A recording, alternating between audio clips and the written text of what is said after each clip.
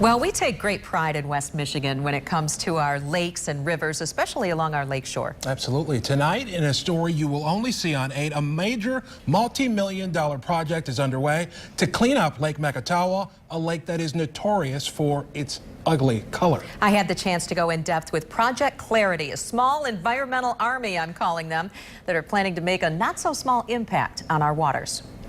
It's not a secret to those who live near it. Oh, yeah, I mean, that's what the elementary school joke was. I grew up here in town, and it was, ew, Lake Macatoilet, that's gross. Like, so that's just what the perception is. Kylan Blom opened Coast 3, a recreation company that rents kayaks and other fun-in-the-sun equipment. But he says he spends too much time fighting the stigma surrounding Lake Macatawa. Especially for a lot of people out of town that may not know the history of Lake Mac, and they come and look at it and kind of go, well, why is it that color? And for them to come and see it and just think of it as any other lake would really be great.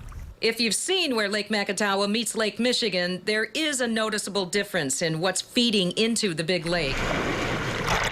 But now there's a huge push to change that when 2 local residents with a lot of pull decided enough was enough. The watershed project, Project Clarity, started when Dick DeVos and Jim Brooks, 2 residents here in Lake Macatawa, approached us and just asked, what's going on with the lake? Why does it look like it looks, and what can we do to potentially fix it? That was the beginning of Project Clarity, under the direction of Travis Williams from the Outdoor Discovery Center.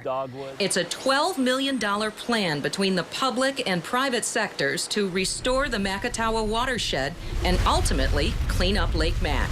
Well, we've known for years that the biggest problem with Lake Macatawa and the Macatawa watershed in general here is that there's too much sediment and there's too much nutrient. In this case, it's phosphorus that's in the system. So the sediment that's eroding off stream banks, eroding off farm fields, coming off parking lots, rooftops, roadways, that dirt, that sediment running off into the water is what makes our watershed here, the Macatawa watershed, really dirty looking. Looks like chocolate milk when it really rains out. I had the opportunity to take a deeper look into the overall plan. The work will be done along all these waterways. The goal includes reducing phosphorus by 70% in 5 key areas. The project has already acquired some land in order to restore wetlands and floodplains to act as natural filters. Wetlands are kidneys in the environment, so they take in water. They usually exist along floodplain areas.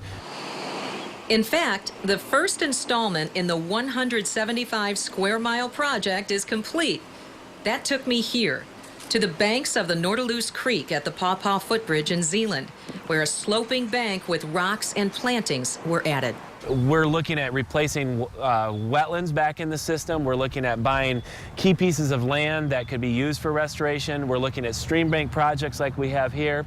We're looking at best management practices being implemented both in the rural areas and agricultural lands, as well as in these urban areas where we can hold water from running off parking lots and off buildings and keeping the water in the system where it's supposed to be. This is just the first phase of several over 20 years, but perhaps the most important phase to Williams is educating the public. We have events and programs going on throughout the community, a water festival that'll be happening later this July. And then we also have a variety of information, pamphlets, speaking engagements, different programs we're doing. We're meeting with all the lakefront owners around Lake Macatawa to have programs going on with them. We're talking to all of our local units of government. Williams says the biggest issue is phosphorus in Lake Macatawa, but these efforts will also help with E. coli, which is a problem here at Dunton Park. It's closed periodically each summer because of high E. coli, which Williams says quickly dissipates before traveling any further into Lake Mac. So once we hold it in these outer wetlands and we slow the water down, it'll die off before it gets down into Lake Macatawa, or it'll at least help that process. Which is welcome news to business owners like Kylan, interested in getting people like us out on the water and having fun. But once you get talking to them and have the conversation with them and can explain, it's the phosphorus in the water that makes it that color. It's not because there's open sewage. It's not Lake Macatoilet. That's really when people are like, okay, I just have heard all of these things, because that's all it is. People have just heard things. They haven't really experienced it. Project Clarity has already raised $6 million, but it needs to raise more. If you'd like to learn about the plan, the organization has a documentary online called Clarity, and it's at the macatawaclarity.org website. And we do have a link